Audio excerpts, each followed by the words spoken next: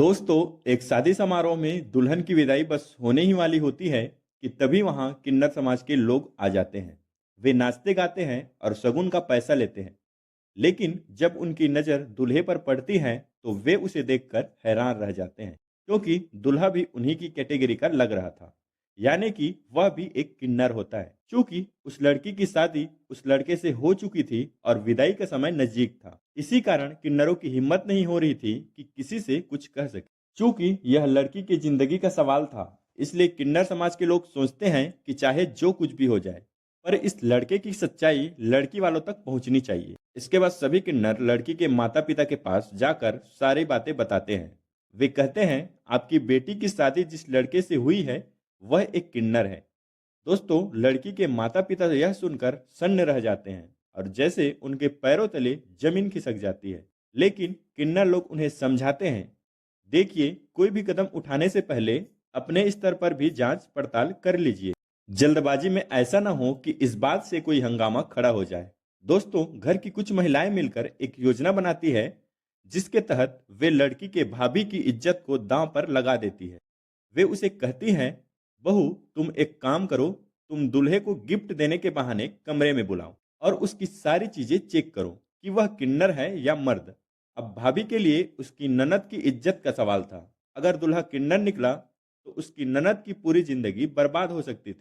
इसलिए भाभी पीछे नहीं हटती और दूल्हे को गिफ्ट देने के बहाने अपने कमरे में बुलाती है और दरवाजा अंदर से बंद कर लेती है। दोस्तों, इसके बाद जो कुछ भी हुआ वह जानने के बाद आपके भी पैरों तले जमीन खिसक जाएगी। लेकिन वीडियो में आगे बढ़ने से पहले अगर आप हमारे चैनल पर पहली बार हैं तो चैनल को सब्सक्राइब करें और वीडियो को लाइक करें, ताकि हमें ऐसे ही मोटिवेशन मिलता रहे और हम आपको और भी इंटरेस्टिंग कहानियां सुनाते रहे। दोस्तों, यह कहानी उत्तर प्रदेश के मुरादाबाद की है, जहां प्रिया नाम की एक लड़की होती है, जिसकी शादी पुनीत नाम के लड़के से तय हो जाती है। दोनों एक दूसरे को खूब पसंद करते हैं और माता पिता की राजी खुशी से उनकी शादी तय हो जाती है। शादी का दिन आया, बारात आई और धूमधाम से शादी हो गई।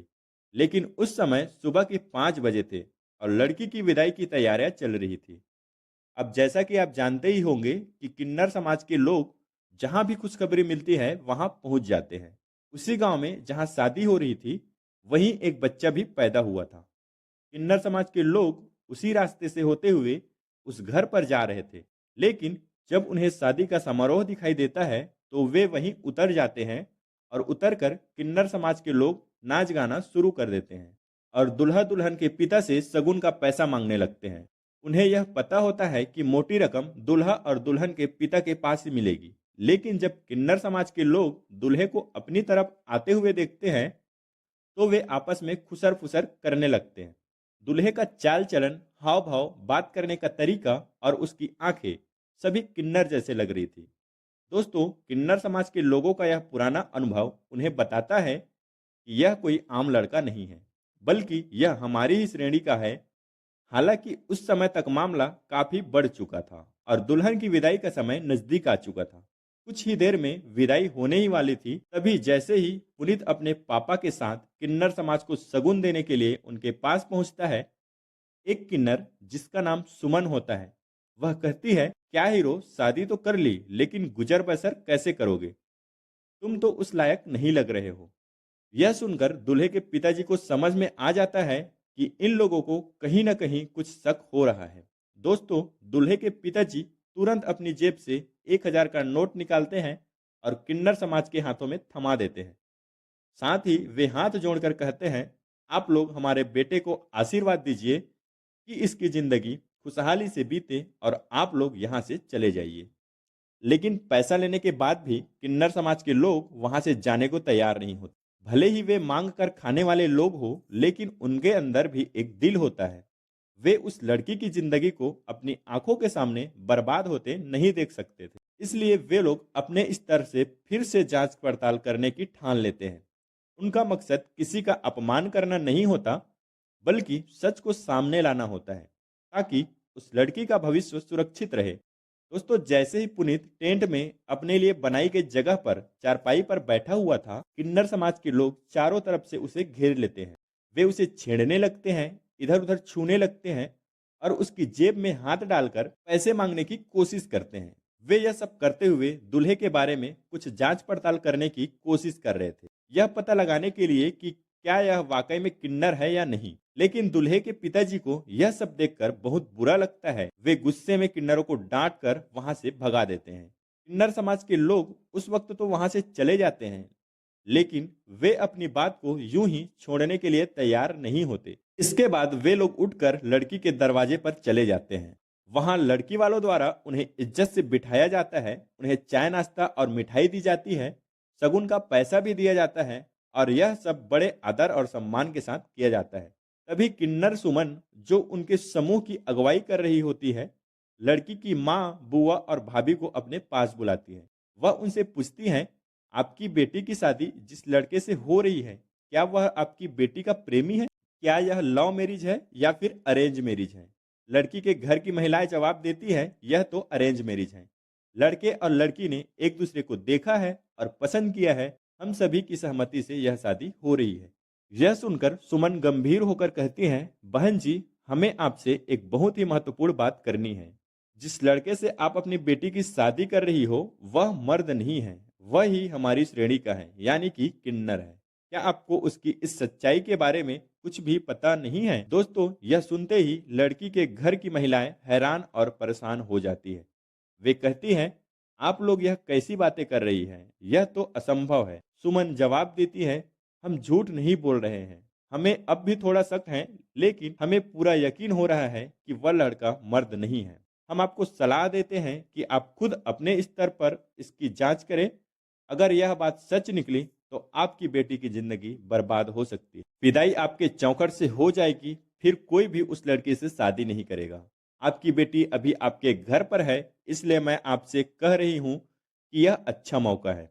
एक बार अपने स्तर से उस लड़के की असलियत के बारे में पता लगाइए। दोस्तों, यह सुनकर सभी महिलाएं आपस में खुसर फुसर करने लगती है। अब दोस्तों, सभी महिलाएं मिलकर एक योजना बनाती हैं और तय करती हैं कि जब दूल्हा गिफ्ट लेने के लिए दरवाजे पर आएगा, तो गिफ्ट देने के बहाने उसे कमरे में ले जाया जाएगा। यह काम प्रिया की भाभी को सौंपा जाता है। उन्हें कहा जाता है, भाभी जी, यह आपकी जिम्मेदारी है। आप दूल्हे को अपने कमरे में लेकर जाइए और उसकी असलियत का पता लगाइए। क्या वाकई में वह किन्नर है या फिर वह मर्द है, इसका पता लगाना बहुत जरूरी था। प्रिया की भाभी भी यह सोचती हैं कि यह कदम उठाना जरूरी है, क्योंकि उसकी ननद की जिंदगी का सवाल था। वह समझती है कि अगर वह यह कदम उठाती है तो उसकी ननद की जिंदगी बर्बाद से बच सकती है, नहीं तो उसका भविष्य खतरे में पड़ सकता है। इसलिए वह सोचती है कि यह छोटा सा कदम उनके लिए कुछ भी नहीं है, लेकिन अपनी ननद की जिंदगी बदलने के लिए वह यह सब करने को तैयार हो जाती है। इस तरह से योजना बन जाती है। लेकिन जब लड़की की विदाई का समय आता है, तो उससे पहले एक रस्म होती है, जिसमें लड़की की तरफ की महिलाएं दूल्हे को अकेले कमरे में बुलाती है और गिफ्ट देने की प्रक्रिया होती है। उसी रस्म के तहत प्रिया की भाभी दूल्हे को अपने साथ कमरे में लेकर जाती है और दरवाजा अंदर से बंद कर देती है। इसके बाद प्रिया की भाभी दूल्हे को इधर उधर छूने लगती है और उसे उल्टी सीधी बातें करने लगती हैं। लेकिन जब पुनीत को यह महसूस होता है कि कुछ ज्यादा ही हो रहा है, तब वह कहता है कि भाभी जी, आप यह सब क्या कर रही है? तब उसकी भाभी कहती है कि ऐसा है कि हमारे यहाँ ऐसा ही होता है और गिफ्ट इसी तरीके से दिया जाता है।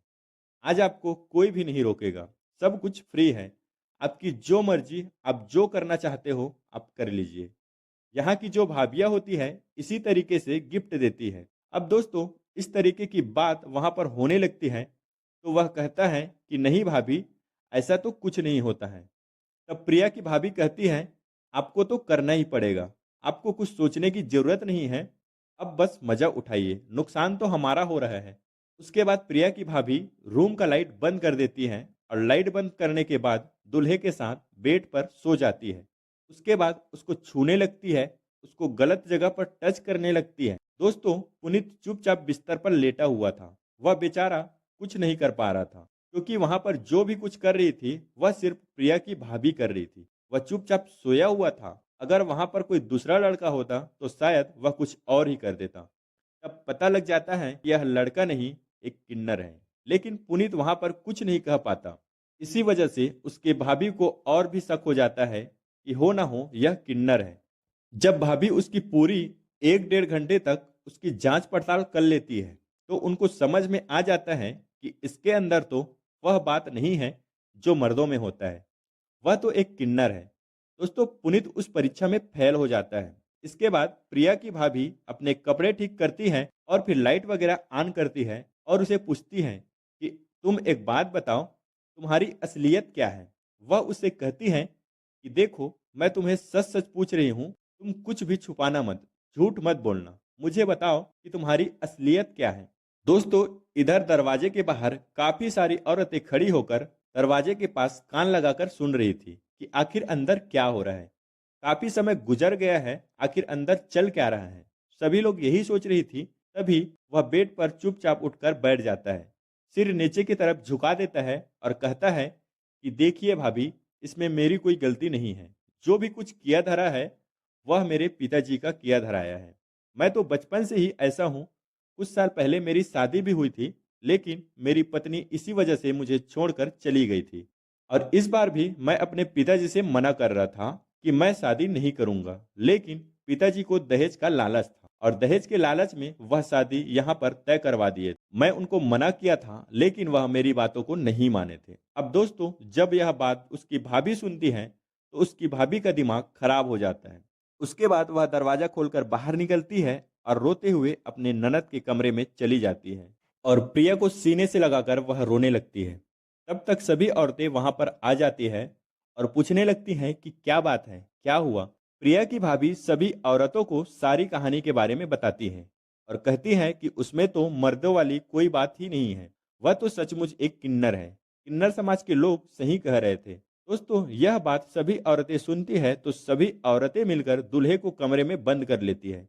उसके बाद पुलिस को फोन किया जाता है। पुलिस वहां आती है और अपने स्तर पर इस मामले का समझौता करती है। समझौता यह होता है कि जितना भी लड़की वालों के शादी में पैसा खर्चा हुआ था, वह लड़के के पिताजी सारा पैसा भरपाई करेंगे और जो भी सामान्य सामान है उसे वापस किया जाएगा और उन लोगों से माफी मांगकर वहां से जाएंगे, नहीं तो उनके ऊपर कड़ी से कड़ी कार्रवाई की जाएगी। क्योंकि लड़के के पिताजी जानते थे कि उनका बेटा एक किन्नर है और यह जानने के बावजूद भी उसकी लड़की से अपने लड़के की शादी तय करवाए थे। जब यहाँ पर मामला का खुलासा हुआ तो सभी लोग यह बात जान गए थे कि वहाँ लड़का किन्नर है। इसका भी खुलासा हो गया था। जो भी सामान वगैरह था, सारा सामान वापस किया जाता है। दूल्हा वहां से अपना मुंह लटकाकर अपने घर वापस चला जाता है। लेकिन दोस्तों, एक चीज मैं बताऊंगा कि वहां पर जो किन्नर आए थे वह भगवान बनकर आए थे। अगर वह लोग नहीं आते तो आज या फिर कभी उस लड़की की जिंदगी बर्बाद हो जाती। और दोस्तों, उन्हीं लोग के चक्कर में, उन्हीं लोग की वजह से उसकी जिंदगी बर्बाद होने से बच गई। कहानी को समाप्त करते हुए साफ हो जाता है कि किसी भी समाज में सच्चाई की ताकत हमेशा अधिक होती है।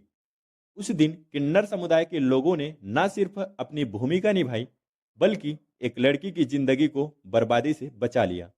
लड़के के पिताजी जिन्होंने अपने बेटे की असलियत जानने के बावजूद शादी तय करवाई थी, उनके लिए यह एक बड़ा सबक था। आखिरकार पैसों और दहेज की लालच से ऊपर जाकर सच्चाई ने जीत हासिल की और सभी ने मिलकर इस मामले का समाधान निकाला। यह कहानी हमें यह सिखाती है कि किसी भी रिश्ते में ईमानदारी और सच्चाई सबसे अहम होती है। अगर हम अपनी गलतियों से सीखें और अपने समाज की सही दिशा में कदम उठाएं, तो हम सभी जिंदगी को बेहतर बना सकते हैं। दोस्तों, इस कहानी को सुनाने का उद्देश्य किसी को परेशान करना, भावनाओं को आहत करना या किसी के दिल को दुखाना नहीं था, बल्कि हमारा मकसद आपको जागरूक करना है ताकि ऐसी घटनाओं से बचा जा सके। इस पूरी कहानी को सुनकर आपका मन सोचने पर मजबूर जरूर हुआ होगा। ऐसी ही इंटरेस्टिंग कहानियों के लिए हमारे चैनल को सब्सक्राइब करना ना भूलें। आपकी क्या राय है, कृपया अपनी राय कमेंट बॉक्स में जरूर दें।